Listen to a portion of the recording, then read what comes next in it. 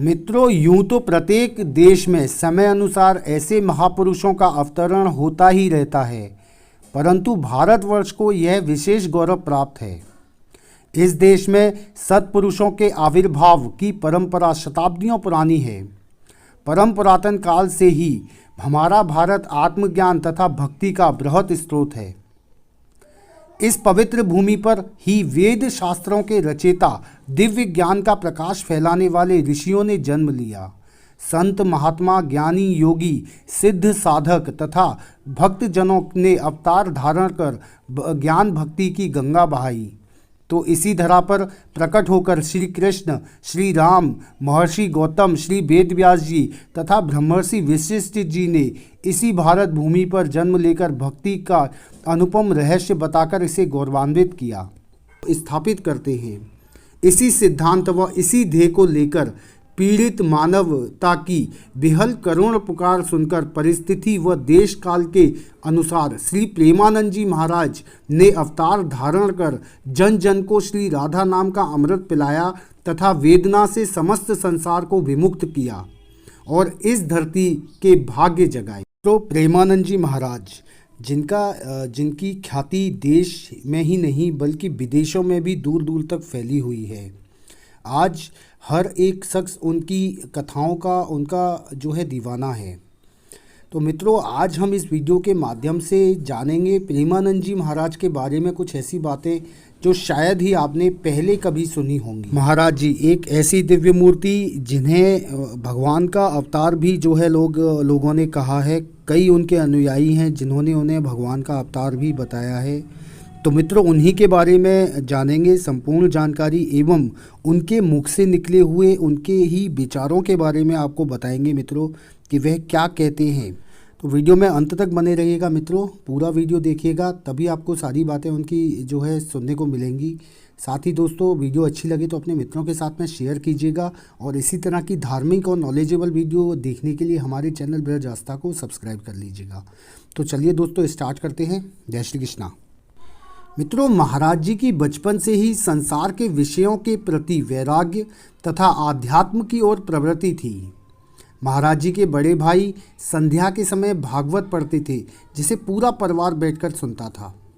कहते हैं महाराज जी ने छोटी सी उम्र में ही भागवत चालीसा का पाठ करना शुरू कर दिया था और 5वीं कक्षा तक पहुँचते पहुँचते उन्होंने धार्मिक पुस्तक सुख सागर को पढ़ना शुरू कर दिया था।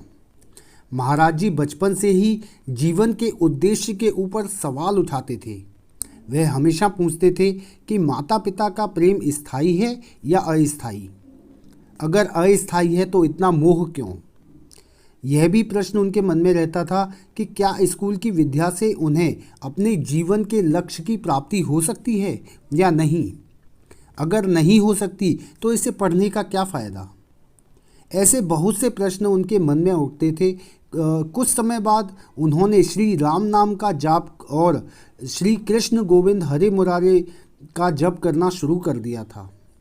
9वीं कक्षा तक पहुँचते पहुँचते उन्होंने यह सोच लिया कि अब उन्होंने आध्यात्मिक रास्ते की तरफ ही चलना है। यह बात उन्होंने अपने माता पिता को बताई कि वह आध्यात्मिकता की ओर जाना चाहते हैं। फिर उनकी माँ ने कहा कि घर को छोड़कर ही थोड़ी ना भगवान मिलते हैं, भगवान तो घर पर ही भजन करके आराधना करके मिल जाते हैं। महाराज ने कहा नहीं, हमें तो बाबा बनना है, संन्यास लेना है। तब उनकी माताजी ने सोचा कि किसी संत से इन्होंने इस बारे में सुन लिया होगा, इसी कारण ये ऐसा कह रहे हैं। श्रीहित प्रेमानंद गोविंद जी महाराज ने अपना घर 13 साल की उम्र में छोड़ दिया था। उन्होंने सन्यासियों से अपनी दीक्षा ली और सन्यासियों द्वारा उनका नाम पूर्णानंद ब्रह्मचारी रखा गया। कुछ समय बाद प्रेमानंद जी महाराज ने सन्यास भी स्वीकार कर लिया था। महाराज जी का अधिकांश जीवन गंगा नदी के तट पर ही बीता था। वह सदैव गंगा जी के किनारे पर ही कहीं रहते थे। उन्होंने तन पर बहुत कम कपड़े धारण किए थे। जितनी मर्जी ठंड पड़ती हो, महाराज जी गंगा में दिन में 3 बार डुबकी अवश्य लगाते थे। महाराज जी ज़्यादातर उपवास ही रखा करते थे। महाराज जी बहुत दिनों तक भूखे प्यासे भी रहते थे। भिक्षा में जो मिलता वही ग्रहण कर लेते थे। वह भगवान की भक्ति में लीन रहते थे। भगवान नाम का सुमिरन दिन रात किया करते थे। कहते हैं संन्यास मार्ग में ही प्रेमानंद जी महाराज को भगवान शिव के दर्शन हुए। श्री प्रेमानंद जी शिव जी के बहुत बड़े उपासक थे। शिव भगवान ही उनके इष्ट थे।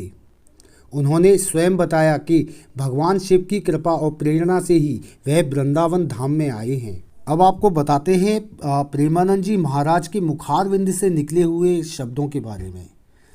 तो कहते हैं श्री महाराज जी एक दिन बनारस के पेड़ के नीचे बैठकर ध्यान कर रहे थे। तुलसी घाट में एक संत आए हमारे पास और उन्होंने कहा कि हनुमान प्रसाद विश्वविद्यालय में 1 महीना रास का आयोजन श्री राम शर्मा आचार्य जी कर रहे हैं। दिन में चैतन्य महाप्रभु जी की लीला और रात्रि में रासलीला का कार्यक्रम होगा। अभी रासलीला आरंभ ही हुई थी कि उस संत ने कहा चलो रासलीला देखने चलते हैं। महाराज जी ने सोचा कि जैसे कोई गांव में रात्रि के समय रामलीला का प्रोग्राम होता है वैसा ही यह प्रोग्राम भी होगा, तो महाराज जी ने जाने के लिए मना कर दिया। फिर उस संत ने कहा कि वृंदावन से रासलीला आई है, आनंदमयी होगी। महाराज ने कहा नहीं स्वामी जी, आप देखिए जाकर, हम नहीं जाएंगे।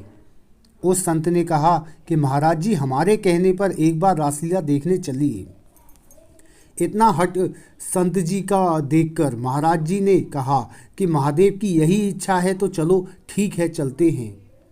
उस समय संत की प्रसन्नता के लिए महाराज जी रासलीला देखने चले गए। अब हम वो एक दिन जो लीला देखने गए तो हमें वह लीला इतनी अच्छी लगी कि 1 महीने तक हमने निरंतर वह लीला देखी और उस लीला का आनंद प्राप्त किया। जब वह लीला समाप्त होने वाली थी तो हमारा मानो अंतःकरण में हाहाकार मच गया। हम यह सोचने लगे कि अगर लीला नहीं होगी तो हम कैसे जिएंगे। तो महाराज जी को लगा कि इनकी रासलीला कहीं ना कहीं तो होती रहती होगी। यदि हम इनकी सेवा करें तो रोज़ रासलीला देखने का हमें सौभाग्य प्राप्त होगा।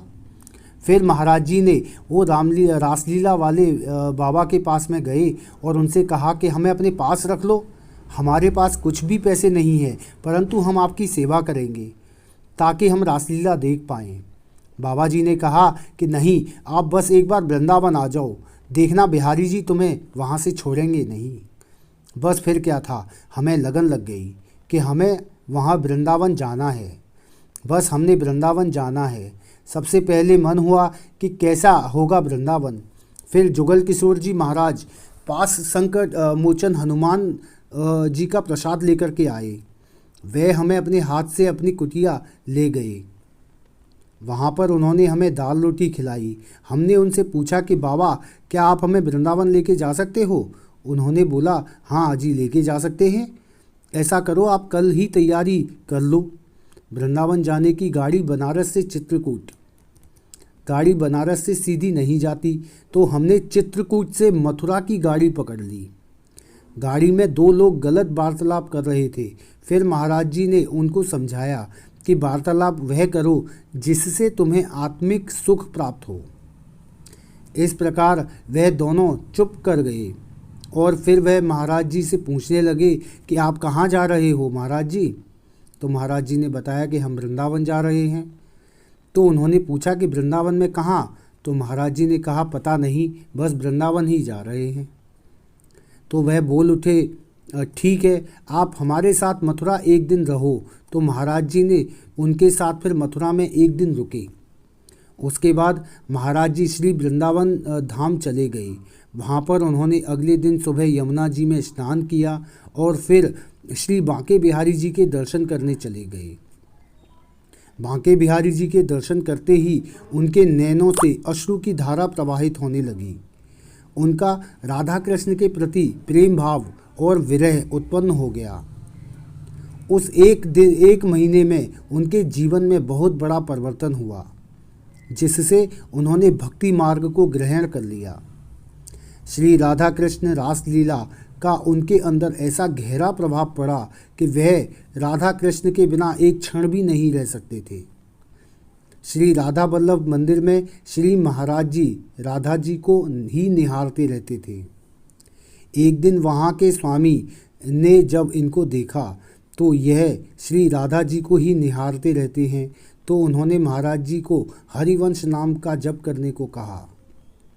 शुरुआत में महाराज जी को हरिवंश नाम का जप करने में संकोच हुआ और बाद में उन्होंने यह पाया कि यह नाम तो उनके अंदर अपने आप ही चल रहा है।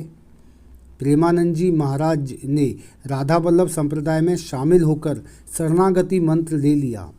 कुछ दिनों बाद महाराज जी अपने वर्तमान के श्री सद्गुरु जी से मिले।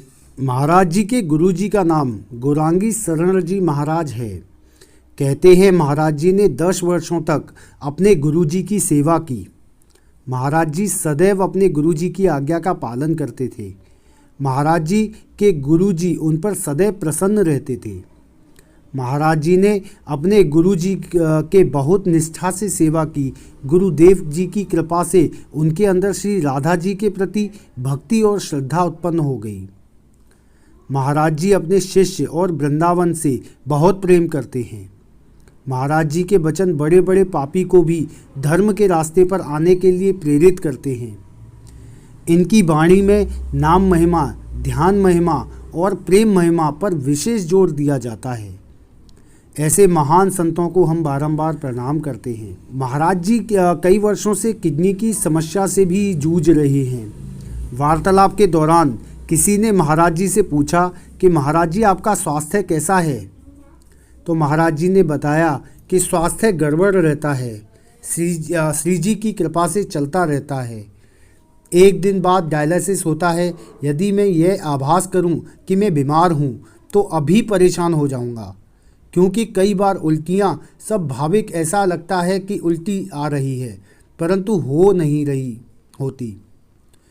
कभी कमर में दर्द, कभी शरीर के किसी हिस्से में दर्द रहता है। डायलिसिस में भी 4 घंटे मछली की तरह शरीर तड़पता है। 350 की रफ्तार में 74 बार खून फिल्टर होता है। श्री जी की कृपा से डायलिसिस व्यवस्था है और उनकी कृपा से ही शरीर चल रहा है। मित्रों, ऐसे महान संत को हमारा बारंबार प्रणाम है, कोटि कोटि वंदन है। साथियों, हमने प्रेमानंद जी महाराज की एक वीडियो उनके संपूर्ण जीवन परिचय के बारे में बतलाया है, जिसमें पूरी बातें डिटेल से बतलाई गई हैं। अगर आपने अभी तक वह वीडियो नहीं देखी है तो हम लिंक डिस्क्रिप्शन में डाल देंगे। आप उनकी पूरी जीवनी जो है हमने बताई है उसको एक बार अवश्य देखें। साथ ही दोस्तों, इस वीडियो में इतना ही है। अगर वीडियो अच्छी लगी हो तो अपने मित्रों के साथ में शेयर अवश्य करें। साथियों, इसके साथ ही हमारे चैनल ब्रज आस्था को सब्सक्राइब कर लें, जिससे इसी तरह की धार्मिक और नॉलेजेबल वीडियोस आप तक पहुंचती रहें। तो चलिए मित्रों, फिर मिलेंगे अगली वीडियो में।